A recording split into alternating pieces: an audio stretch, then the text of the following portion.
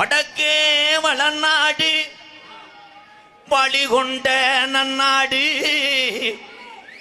தெக்கையா திருநெல்வேலி ஜில்லாவா தட்சிணா பூமி ஆறாம்பள்ளி கொண்ட அட 7000 பண்ண மேற்கே மலையாளம் தொண்டு தொட்டு மேமலையாள நாடு அந்த மலையாள நாடு முப்போகு விளையக்கூடிய மலையாள சீமையில அங்கே அரசாட்சி செய்து வந்த அரசனுக்கு அந்த நாட்டு சாமி அங்க தொட்டி கட்ட மறுக்குது.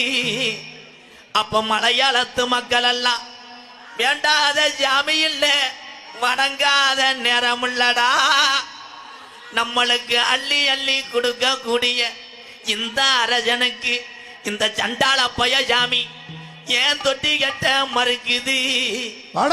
திட்டி துமுறுதுடா மலையாள நாட்டு மக்க கருப்பா. அப்ப காசி நல்ல மாநகர அந்த காசி விஸ்வநாதனுக்கு அந்த சிவனோட யாரோடு ஒரே பிரஜபத்தில் அங்கே 60 பிள்ளைய பெத்தெடுத்த காசி விஸ்வநாதே இந்த விஷயத்தை அறிந்த மலையாளத்து அரசே, ஏ காசி விஸ்வநாதா எனக்கு ஒரு வாரிசா இல்லடா, இந்த 60 பிள்ளையில ஒத்த பிள்ளைய தாரவாத்து குருடா என்று சொல்லி மடிப்பிச்ச கேட்கிறேன் மலையாளத்து அரசே. ஓடி வடங்கிருப்பான் அந்த காசி விஸ்வநாதே அவன் சொன்ன சொல்லும் மாறாம எந்திரா நான் 60 பிள்ளையும் ஊட்டி ஊட்டி செல்லமாக வளர்த்து மாறேன்.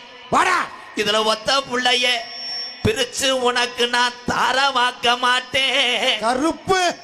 இந்த 60 பிள்ளையும் நான் மனதார தாரவாக்குறேன். இது மொத்தமாக அழைத்து சென்று மலையாள நாட்டில வளர்த்து ஆளாக்கிடா என்று சொல்லி 60 பிள்ளைய தாரவாத்தா காசி விஸ்வநாதே. அங்கே மலையாள நாட்டு மக்களுக்கு இந்த பிள்ளைய வந்த நேரம் அங்கே சந்தோஷம் பொறுக்கலே. எந்திரா வீடு வீடாக போய் குட்டி வளர்க்குது 60 பிள்ளையும் மலையாள நாட்டு மக்க.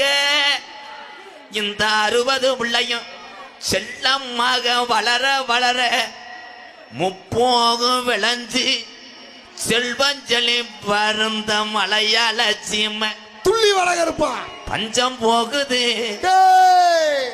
நாடு பஞ்ச நாடாகுதுடா.